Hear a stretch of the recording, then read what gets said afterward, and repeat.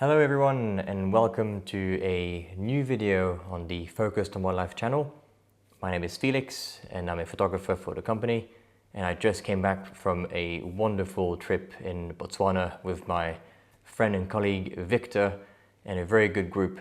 Got some amazing sightings, very lucky with the weather, very wet, so different atmosphere to what we were expecting. Lots of greenery and lots of flowers, but that made for some very interesting pictures that you would not usually get this time of year. Anyway, some very strict weight restriction this time, going into Africa, 20 kg maximum, which means that I could not bring with me my laptop, and I was just pressing the shutter day in, day out, accumulating so many shots, and I've barely had time to scratch the surface of what I've captured. I did have a few people messaging me recently asking me about an editing course or any resources to learn editing, and I thought, what better way to have a look at my images than to pick one and show you my workflow start to finish, simplified workflow on a normal image, so you can maybe pick a few things that might help you in your own editing journey. So without further ado, we'll just jump into Lightroom. That's my main software. I do use Photoshop once in a while and some plugins, but 99% of the time I do everything in Lightroom. So if that's what you use, you'll be very familiar. In any case, if you use something else, something different, the concept might be similar. So stick around and see how I edit a picture from start to finish.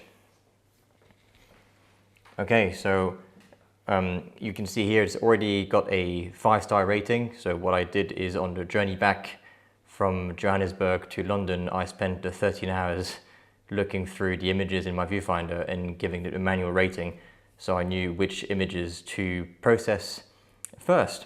I can't sleep on flight, so here's that. So I just jumped into Lightroom. Here's my image in the develop module. To access develop module is the D key on your keyboard. And if your Lightroom looks a bit different and everything's sort of opened up and whatever, you can use something called a solo mode, which is this thing here. It will make the software slightly more manageable in terms of screen space, and keep things very tidy. So first things first, I changed the profile.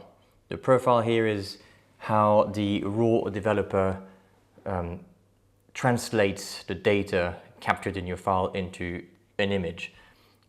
Adobe, if you haven't got a specific camera profile, use Adobe, that's the default, and it will just essentially give you the best approximation of what the information in your sensor is in the form of an image.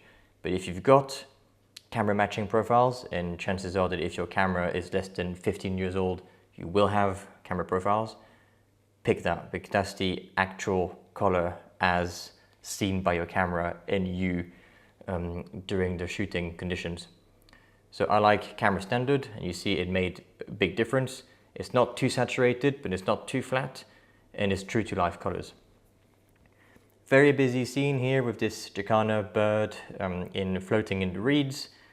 There's lots of things I don't like. So this distraction there, the reflection of its neck over here, the twigs. So my main composition will be the floating bits of weed and the jacana in the middle. So I'll aim for a 16:9 composition. So the first thing I do is I go into the crop tool and I pick my aspect ratio. So here I shot with a Canon R5 II, so lots of megapixels, so I can afford to crop quite a bit and not lose too much detail. So I can see that was maybe slightly skewed, so I'll just change that ever so slightly. And that's a good starting point for my composition.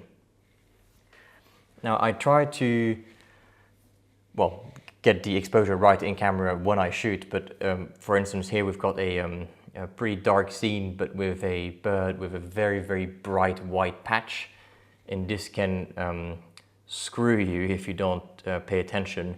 So I exposed for the bright patch How do I know that I've nailed it? Is I can't see any clipping. Clipping will essentially be loss of data that you cannot recover in post. And if I look into its neck, I can see nice detail in its feathers. But the overall scene is too dark. So I'll start by raising the exposure just a little bit to bring it to where it should be, how it looked like. And then I can start the highlight recovery process on the image. So if I can see here, by dragging this up and down, I can recover a bit of the information. Not too much, because then it will look unnatural, but just a little bit. Somewhere around here. Still, the image is a bit too dark, and so I'll bring up the whites, or some might call the brightness, up a little bit. And there's a little trick to see how far you're bringing things to make sure you're not clipping, is to press the Option or Alt key, I guess, on a PC, whilst dragging the slider, and this will show you the clipping mask. So at the moment nothing's clipping, as I said, and if I'm bringing it all the way to the right, I'm blowing up the image and it will look like this. So I'll just try and bring it to the point where the first clipping is visible and leave it there. And we'll see it's opened up the image quite nicely, but now we're getting into dangerous territory on the neck. But we'll deal with this later. At the moment, I'm only looking at overall tonality of the image. Same thing goes for the blacks. I can already see that I'm clipping in the blacks, so I'm not going to do much about it. It's very minimal because I can't even see it on my screen. But you see, if I drag it all the way down, then I'm clipping stuff. So somewhere about here is good. Clarity, texture, dehaze. I tend to be very cautious. It's a bit like spices. A little goes a long way, and I like to do it quite locally, so I'm not going to apply any of it to the whole image. Tone curve. If I didn't have that neck issue, I would go and add some contrast to the scene by playing around with the tone curve. But here, if I do this, whilst it brings up the image quite nicely, I'm now really making this part of the neck quite hot. So I'll leave this for later and I'll show you why. Color mixer, grading, I don't really use these unless I've got some sort of weird color cast I have to deal with, or if I want to do black and white. And I can show you this briefly. The easy way of doing black and white is simply clicking the black and white button, but then you're just, in a sense, letting the camera or computer do the black and white conversion. But if you go into the color mixer and desaturate all the channels, then you end up with finer control over the luminance of each individual part, so you can make your own secret recipe for what you want to bring up or down. It's kind of like putting the red or orange filter on the lens after you've shot your image. But anyway, so I do not want to transform this into black and white. So I will go back to color image. I'm sure there's a quicker way of doing this, but I haven't discovered it. And then that gets me to detail. So by default, raw files are very soft. They need some sharpening. So this is the default sharpening, which is applied on import on images. It is a quote-unquote dumb sharpening, in a sense that it will sharpen everything, including the noise. So, you know, if I bring it to a stupid level like this, you see how it's bringing that whole area in the sky, which is unnecessary. There is no detail here, so why would we sharpen this? Similar to the white and black clipping masks, if you hold Option or Alt whilst moving the masking slider, you will see where the sharpening is applied. White is applied, black not applied. And so if I move around with the slider, I can sort of find a happy middle ground where most of the detail I want to sharpen is sharpened. So here on the the feathers, the eye, but I'm avoiding the empty areas like the sky. So all of a sudden, I go from, so that's 53, this to this without losing any of the sharpening I've done to the face. Now this is ridiculous sharpening, we'll dial it back to normal levels. And then you can also use the alter option key to get rid of all color information, so you just focus on the sharpening. I don't find it particularly distracting to see it in color, but I'm sure they're up to something, so I'll follow the general guidelines and principle. And so I'll just find a happy middle ground where I'm not adding any crunchiness where I shouldn't be. And this feels roughly right. Now, I can see some, there's two types of noise in images. You've got luminance noise and color noise. Color is more distracting than luminance, and I can see here there's a few blotches of blues and greens that shouldn't be there. So it's by default already applied, because if it's not applied, this is what it looks like. You'll see some blotches of colors that were not here in the scene. These are just being introduced as random noise. Oops. So I'll just move the slider until I don't see any randomness in the color blotches, somewhere about here. In luminance, so that was the old school way of doing denoising. You would go in here, try and find a middle ground between removing the noise but not destroying the detail, because if you watch out here in the feathers, you've got some fine grain and detail in some areas which you're now wiping completely and making it look quite waxy with the luminance slider, so one had to be quite careful. For a year or 2 years now, I think, Lightroom came with its own version of a proper denoise, so I use this quite often. That was pretty quick. As we can see, it saved a lot of the detail in the feathers and completely removed all the noise around the bird. And I'll see here if I can maybe dial it down even to get back some of the grain in the feathers without reintroducing too much noise. And this feels pretty good. Okay, so now my image is to a point where overall it's pretty good. And if I look at the before and after, it's really brought it to life. Now it's too washed out for my preference. There's a bit too much detail in the reflection here, and the neck is still too bright. So that's when I go into the local editing, and I feel like this is one of the reasons why I'm still stuck in the Lightroom ecosystem, is because the masking options are really quick and really good. So things that would take hours before are just one click away. So here, if I want to balance the neck, I will, so some people use the select subject with great success. I think for people it works great. Sometimes it doesn't really get it with animals, especially if they are unusual animals, or in this case, in the middle of twigs and ferns. So what I like to do is use the object tool. And I say, okay, here Lightroom is my object. And it will do a very nice selection here of the neck. But I don't want to affect anything but the very bright parts. And so you can intersect with a luminance range.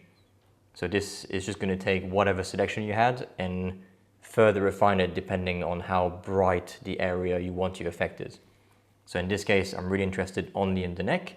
So you can either click and it will do a selection for you, or you can move this slider and you can see as I move it, the red selection is moving as well.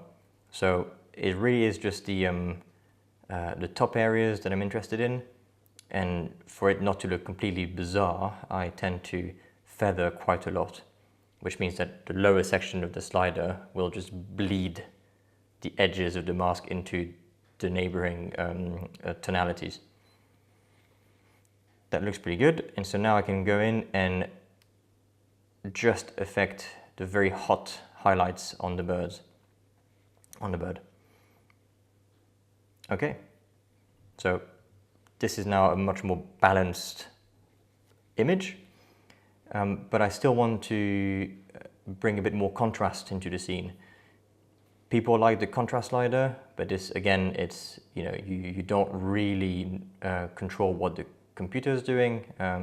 So what I like doing is I will select my subject by just painting over its outline, because I like the way the bird looks. I don't want to change that. I want to affect the rest of it. So instead of painting everything and avoiding the bird, the quickest is paint the bird and then invert the mask. And all of a sudden I've got everything selected but the bird.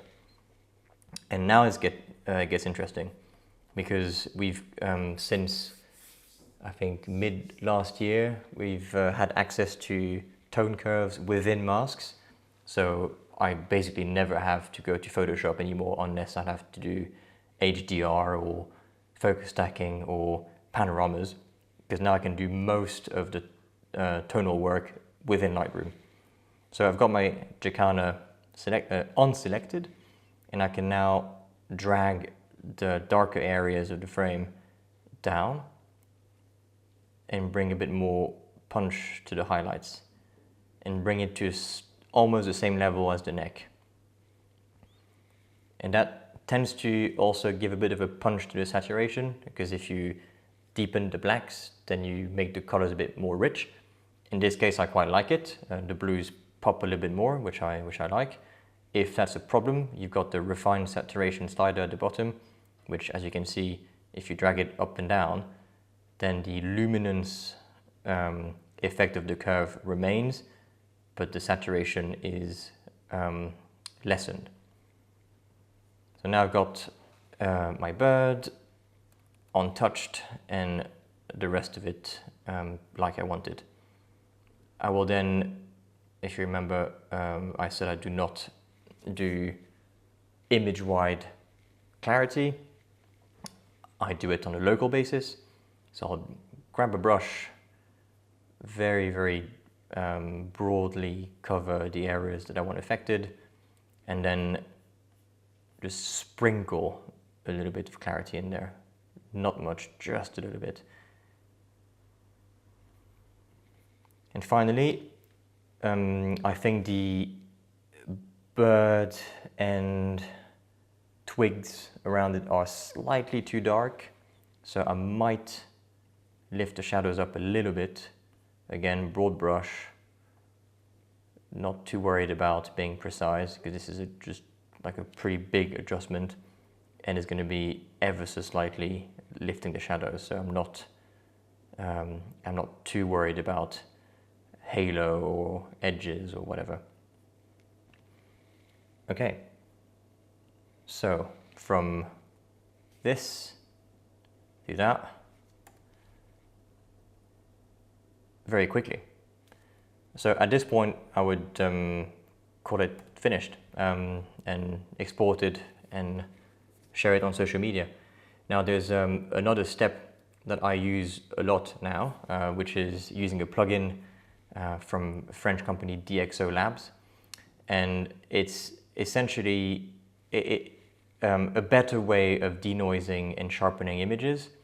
I mean, this is by no means bad, but there is even better. And so if you haven't got the plugin or do not want to use the plugin ever, then call it a day, you're good to go. Now, if you want to give it a try,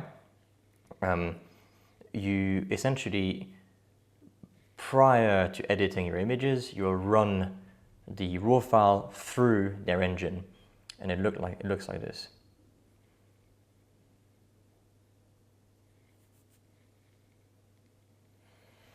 So another view of our raw file, our starting point, and I like to punch in quite aggressively on an area of detail. So here, the head of the bird, even further, 300%. and have a look at how it deals with not only the noise, but also the micro sharpness of the image. See how much more detail it brings into the feathers. That's the lens sharpness optimization, which stems from the French company spending years testing combinations of lenses and bodies themselves and having their own corrections for them. And so I find it makes a much better job at sharpening images and bringing micro detail than the sharpen slider in Lightroom. And so there is a risk of going overboard. You know, if you bring it all the way to the right, it looks completely unnatural. But there is a sweet spot where you're bringing back all that feather detail that was here, but that the camera struggled to, the software struggled to represent. So I'm happy with that. Makes a big difference. Send it for process. Depending on your machine, it's either a couple of seconds to 10 minutes. It's a bit of a labor-intensive, computer-intensive process, but it's well worth it. So what it's doing now, it's taking the raw file, sending it through the engine, and creating a DNG, digital negative file, to work on. So it will not replace or overwrite your raw files. You're good to go. Now, I don't want to go and re-edit everything. So what I can do is I look at the image that I've edited before, and I can simply copy and paste the settings, everything. Wait for the, oh, hang on, I did something silly. We do not want to copy the denoising. So the detail tab is not to be copied across. And here we go. Now there is sometimes a few things you have to change depending on, let's say you shot at a very, very wide aperture, so just crazy vignetting. DXO will correct for vignetting better than Lightroom. And so some areas which you would have corrected in Lightroom with a brush to make them lighter will then look unnaturally light on DXO. So you can't, sometimes you have a bit of work to do to match the two shots, but in this case, there's barely any difference. And so if I do the comparison between the two, and I bring my reference picture, come on. Okay.